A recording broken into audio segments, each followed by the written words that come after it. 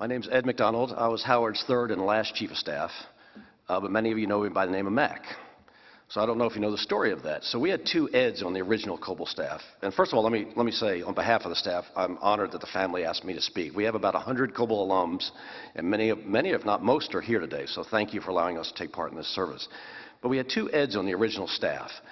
And he would just shout out your name. We didn't know how to use intercoms, cell phones, anything. So both Eds would go running in.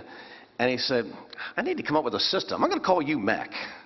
So, okay, my name was McDonald, not MacDonald, but I said, okay. So years later, we're having dinner one night. He said, do you mind me calling you Mac? I said, Howard, it was the coolest thing that ever happened to me. My dad was called Mac, and I thought it was the neatest nickname, and no one ever called me Mac. So thank you. That was the first gift he gave me of many.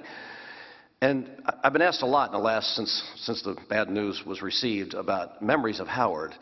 And I told the media, and I'll tell you this, I can't tell you the best stories. I can't tell you in a church setting for sure. I can't. So those are just between us. But my first interaction with Howard was when I was a reporter. I moved here in 1981 to be a reporter at a radio station, and there were three of us on a Friday afternoon interviewing Howard. And when we finished, he looked at the other two guys and said, I know you two fellas, but I don't think we've ever met before. And he looked right at me. And you notice when everybody does Howard, you kind of slump over and you kind of get a gravelly voice and you point that crooked finger at you. So, I don't think we've ever met before. And I must have made a face at him or something. I said, Howard, I'm Ed McDonald, WRQK News. Oh, yeah, right, I know you. So that was Friday afternoon. Saturday morning, I got a call at home. It was from Howard Coble, calling to apologize for having not recognized me the day before. And I thought, wow. I said, this guy is amazing. I mean, he took his time to find my home number, first of all, and then call me because he thought he somehow had offended me. I hadn't given it a second thought. But he just felt like that was the human touch of Howard Coble. He felt like he had somehow done me wrong and wanted to make sure that, he understood that who I was. So that really made a lasting impression. Years later, I joked, you had to hire me to remember who I was. So we spent the next 30 years together. When he was turning 80, I could tell he wasn't, he was kind of feeling sorry for himself, a little down. So I was trying to joke him out of it one night. I said, Coble, you're not handling turning 80 very well. How are you going to be when you turn 90? He looked at me straight away and he said, I hope to be in sweet Beulah land by then. And so, I was sad when I got the news, but I was happy because I know he's in sweet Beulah land today. And so that's what we all take comfort in now as staff, and all of you as well.